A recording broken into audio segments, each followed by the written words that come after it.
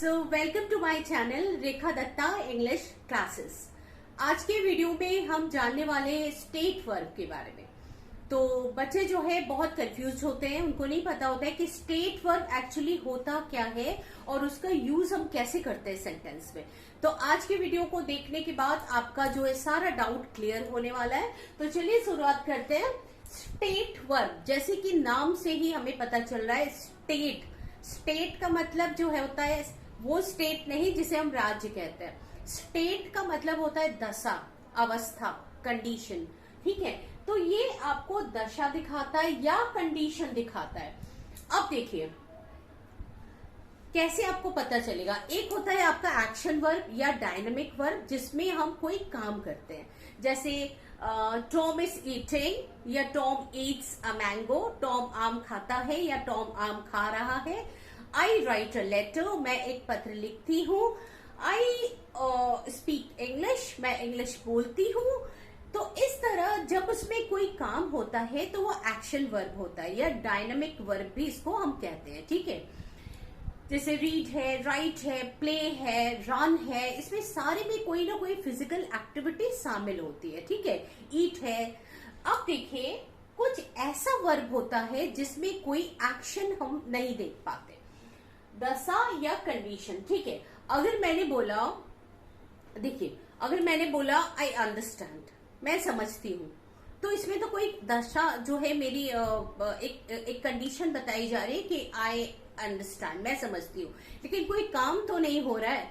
या मैंने कहा I think about it, I think about it, मैं इसके बारे में सोचूंगी, तो कोई काम थोड़ी हो रहा है उसमें। इसमें तो मेंटल जो है हमारे सोचने का काम है, तो इसमें कोई काम थोड़ी हो रहा है। ये तो हमारा एक मेंटल जो है एक ऐसी क्रिया है जिसमें कोई फिजिकल एक्शन नहीं हो रहा है।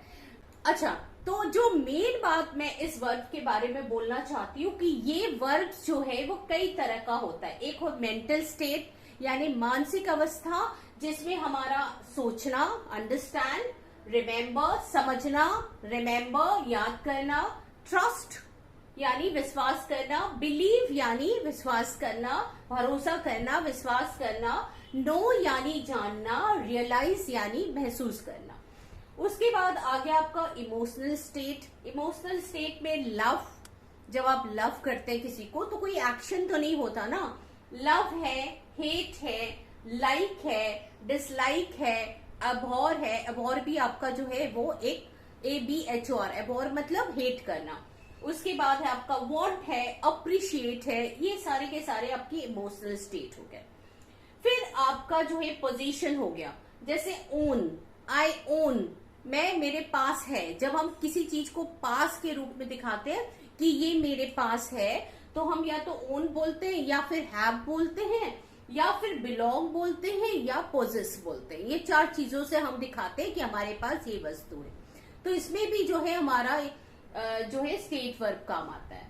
उसके बाद आपका सेंस या परसेप्शन, यानी जो चीज हम अपने सेंस के द्वारा फील करते हैं, जैसे देखना, सुनना, फिर टेस्ट करना।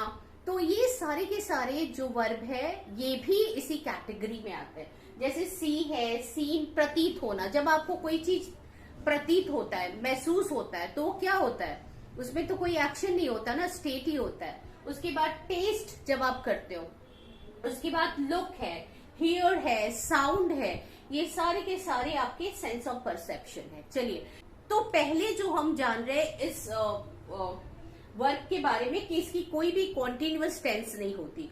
देखिए जितनी भी डायनामिक या एक्शन वर्ब होता है उसकी कॉन्टिन्यूअस टेंस बनती है। ठीक है, लेकिन इस वर्ब की कोई भी कॉन्टिन्यूअस टेंस नहीं बनती, इतना आप याद रखिए। हाँ, अब इसका जो है पास्ट टेंस बन सकता है, जैसे ट्रस्ट, आई ट्रस्टेड, बिलीव, आई बिलीव्ड, ये हो सकता है। लेकिन आप ये नहीं कह सकते I am trusting, I am believing, I am knowing, I am understanding. तो इस तरह जो ING वर्ब में नहीं लगा सकते हम। लेकिन जो हमारा इनफॉर्मल इंग्लिश है, कॉलोक्वियल इंग्लिश है, उसमें हम कभी कभी जो है इसका यूज कर लेते हैं। जैसे हैव का हम हैविंग बोल देते हैं।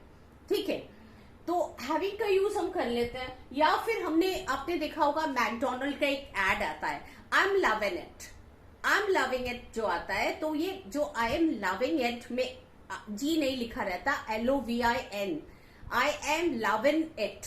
तो आई एम लविंग इट जो है ये एक कॉन्टिन्यूअस टेंस में, ग्रामेटिकल फॉर्म में अगर देखें तो ये रॉन्ग है, लेकिन इसको इनफॉर्मल वे में कॉलिक्वल इंग्लिश में हम यूज कर सकते हैं। ठीक है, अच्छा ओके। बहुत से बात में हम ये भी कहते हैं okay I am thinking about it, हम कह देते हैं I am thinking about it. ठीक है, आई एम हैविंग डिनर। तो है क्या ये चीज? ये जो है मेरे एक स्टूडेंट ने पिछले वीडियो में बताया था कि मैम स्टेट वर्ब को आपने कैसे कॉन्टिन्यूअस टेंस में कर दिया। ठीक है, ग्रामेटिकली आई डू अग्री कि ये गलत है, लेकिन जो इनफॉर्मल इंग्लिश है, जो स्पोकन इंग्लिश है, उसमें आप इसको यूज कर सकते हैं। ठीक है, अच्छा चलिए अब हम देखते हैं कि कैसे हम इसको यूज करेंगे। तो कॉन्टिन्यूअस टेंस में यूज करना नहीं है, और स्टेट या कंडीशन दशा या अवस्था बताता है। तो मेंटल कंडीशन क्या है? देखिए इसके बारे में बहुत ज्यादा कुछ जानने की जरूरत ही नहीं है। ये जान लीजिए स्टेट वर्ब वो स्टेट वर्ब होता है जो कि दशा दिखाता है, किसी की अवस्था दिखाता है, और इसकी कोई कॉन्टिन्यूअस टेंस नहीं बन सकती। इतना भर आपको जानना है इस वर्ब के बारे में। चलिए देखते हैं, जैसे ट्रस्ट। अब यहाँ पे जो ट्रस्ट वर्ड है इसको हम कैसे यूज करेंगे? आई ट्रस्ट यू, हम कह सकते हैं I trust you, I trust you, he trust you. ठीक है, वो तुमको विश्वास करता है, मैं तुम्हें विश्वास करता हूं, आई एम ट्रस्टिंग यू नहीं हो सकता। Same way I believe you, I believe in your work, I believe in her efforts, कुछ भी हमने बोल दिया। नो, आई नो हिम, मुझे उसको पता है, आई एम नोइंग हिम नहीं, I know him, he knows me, वो मुझे जानता है, मैं उसे जानती हूं। सेम वे रियलाइज, लोग कहते हैं कभी कि I am realising the fact, I am realising the fact, but no, I am realising the fact नहीं, आई रियलाइज द फैक्ट, मैं इस सत्य को जो है रियलाइज करती हूँ। लेकिन एक बात और बोल दूं आपको, अगर आपने यहाँ पे ऐसे यूज किया realising the fact, I came to this conclusion that, ऐसे, तो यहां पर जो आपने यूज किया कि रियलाइजिंग द फैक्ट, तो यहां पर इसके पहले कोई हेल्पिंग वर्ब नहीं है बेटा, तो ये आपका क्या हो गया? रियलाइजिंग द फैक्ट, यानी फैक्ट को रियलाइज करते हुए, ये आपका प्रेजेंट पार्टिसिपल है जिसके पहले कोई हेल्पिंग नहीं है। लेकिन अगर आपने बोला आई एम रियलाइजिंग, तो यहां पर ये गलत है, क्योंकि एम आपका हेल्पिंग वर्ब आ गया है, तो ये कॉन्टिन्यूअस टेंस बना रहा है। ठीक है, अच्छा अब देखिए ये तो हो गया आपका मेंटल स्टेट। अब देखिए इमोशनल स्टेट में क्या हो गया? Love, I love her, I love him, I love my mother, I love my dress, I love my home, कुछ भी हो सकता है, लविंग तो आ ही नहीं सकता। अब ये hate, I hate him, I hate her, I hate my dress, I hate these people, कुछ भी आ सकता है। Like, I like this dress, she likes me, I like my new wardrobe, I like my room, ये कुछ भी आ सकता है आपका। ठीक है, अब देखिए dislike, I really dislike him, disliking नहीं, I really dislike him। abhor, I abhor his attitude, I abhor him, I abhor him, मैं उसको घृणा करती हूँ। I want this, I am wanting this, no, I want this, I want that। ठीक है, तो इस तरह जो है want जो है आपका एक स्टेट वर्ब हो गया। Appreciate, I appreciate your beauty, I appreciate the scenery, I really appreciate what ever you do. Same way देखो आई अप्रिशिएट हो गया, लेकिन मैं ये नहीं बोल सकती I am appreciating your efforts या योर ब्यूटी, लेकिन मैं इस तरह बोल सकती हूं appreciating your beauty, I come to know that, आपके ब्यूटी की प्रशंसा करते हुए मुझे पता चला, appreciating your beauty, I realise that how open minded I am. अब अप्रिशिएटिंग योर ब्यूटी का मतलब है आपकी ब्यूटी की प्रशंसा करते हुए मैंने रियलाइज किया कि मैं कितना ओपन माइंडेड हूं। तो यहाँ पे अप्रिशिएटिंग योर ब्यूटी वाला जो टर्न आ रहा है बेटा, वहां पर कोई भी हेल्पिंग वर्ब सामने नहीं है, तो ये ये वाला अप्रिशिएटिंग नहीं कि आई एम अप्रिशिएटिंग यू। देखो आई के बाद एम आ रहा है, अप्रिशिएटिंग के पहले एम आ रहा है, हेल्पिंग वर्ब। लेकिन appreciating your beauty I realise, ये वाली बात अलग है। तो यहां पर मतलब है कि आपके ब्यूटी को या आपके हार्डवर्क को अप्रिशिएट करते हुए मैंने ये रियलाइज किया। तो यहां पर जो अप्रिशिएटिंग वाला पोर्शन है वो आपका नॉन फाइनाइट प्रेजेंट पार्टिसिपल है। अच्छा ओके, देखिए पोजीशन। पोजीशन मतलब जब आपके पास कुछ है तो आप ऐसे कह सकते हैं I own a house, I own a new car, I own my large property in my village. मेरे गांव में मेरा बहुत बड़ा संपत्ति। आई एम ओनिंग तब नहीं कहेंगे, ठीक है। हैव, अब देखिए हैव का यूज इतना ज्यादा यूज होता है, जो फॉर्मल इंग्लिश है उसमें हैविंग का यूज हर जगह करते हैं। हैविंग का, देखो जब हम हैविंग कंप्लीटेड माई वर्क बोल रहे हैं तो वो तो आपका हो गया दूसरा चीज, वो आपका क्या हो गया, परफेक्ट पार्टिसिपल की बात हो रही है। तो हम यहाँ परफेक्ट पार्टिसिपल की बात नहीं कर रहे। सिंपल तौर पे हैव के साथ आईएनजी जब हम लगा देते हैं, वैसे तो स्टेट वर्ब में ग्रामेटिकल फॉर्म में इसका यूज जो है नहीं होता, लेकिन हम यूज करते हैं। Okay, I am having it, I'm having food, I'm having those things, yeah, I'm having, thanks for having me। आपने देखा होगा कि कभी कभी जो इंटरव्यू के लिए लोग जाते किसी दूसरे चैनल में तो कहते थैंक्स फॉर हैविंग मी। इसका मतलब ये थोड़ी होता है कि थैंक्स कि आप मुझे खा रहे हैं। हैविंग का यूज लोग कहते हैं कि लिमिटेड खाने के तौर पे होता है, आई एम हैविंग फूड। लेकिन इसके अलावा भी इनफॉर्मल इंग्लिश में हैविंग का यूज बहुत ही ज्यादा ही होता है, ठीक है। लेकिन ग्रामेटिकल दृष्टिकोण से अगर हम देखें तो हैव के साथ आईएनजी रॉन्ग होता है, ठीक है। आगे देखिए बिलोंगिंग, बिलोंग, ओके। सो अगर मैंने बोला कि I belong to this village, I belong to this city, I belong to this what do you call this place, I belong to this place. तो अब ये बिलोंग क्या हो गया आपका, मैं यहाँ पे जो है बिलोंग करता हूं, आई एम बिलोंगिंग नहीं हो सकता। हाँ, लेकिन कहा इस तरह हम बोल सकते हैं आपकी बिलोंगिंग्स कहाँ है, आपका सामान कहाँ है, तब ये दूसरे सेंस में यूज होने लगा। अब ये नाउन का यूज होने लगा। जब मैंने बोला सारे बिलोंगिंग्स को लेके आओ, मेरे सारे बिलोंगिंग्स वहां पे थे, तो बिलोंगिंग्स मतलब वहां पे एक नाउन का यूज हो रहा है, ठीक है।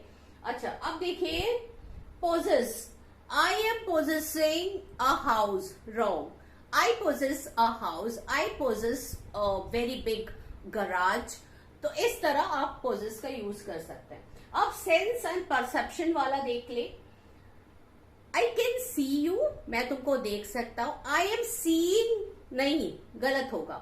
I can see you, I see this film, I see you, okay, I'll see you, मैं तुमसे मिलूंगा, okay, I'll see you tomorrow, I'll see you tomorrow, मैं तुमसे मिलूंगा। लेकिन जब हम कहते हैं कि seeing the condition of the poor man I helped him, अब यहाँ पे सीइंग जो हो गया आईएनजी, इसके पहले कोई हेल्पिंग नहीं है, तो ये हो गया आपका कौन सा, प्रेजेंट पार्टिसिपल, ठीक है, वर्किंग एज एन एडजेक्टिव। फिर देखिए seem, he seems to be tired, वो थका लग रहा है। I seem to be happy, मैं खुश लग रही हूं, यानी आई के लिए चलो छोड़ते हैं। हमने कहा she seems to be happy, वो खुश नजर आ रही है। सीम में भी आपका सीमिंग आप नहीं बोल सकते, सीम मतलब प्रतीत होना, ठीक है। अब यहाँ पे taste, this cake taste good, इसका टेस्ट जो बहुत अच्छा है। द गुआवा टेस्ट स्वीट, इसका टेस्ट जो है स्वीट है, तो ये टेस्ट आ गया। Look, she looks beautiful, he looks comfortable, he looks weird, he looks satisfied। इस तरह आप कर सकते हैं। अगर मैंने फिर पार्टिसिपल के ग्रुप में यूज किया तो हमने कहा looking into the matter I decided not to interfere in this affair. इस मामले को देखते हुए मैंने ये डिसाइड किया कि इस मामले में मैं हस्तक्षेप नहीं करूंगा। लुकिंग इनटू द मैटर, अब यहाँ पे लुकिंग आपका जो है क्या बन गया है, वो आपका प्रेजेंट पार्टिसिपल एडजेक्टिव का काम कर रहा है।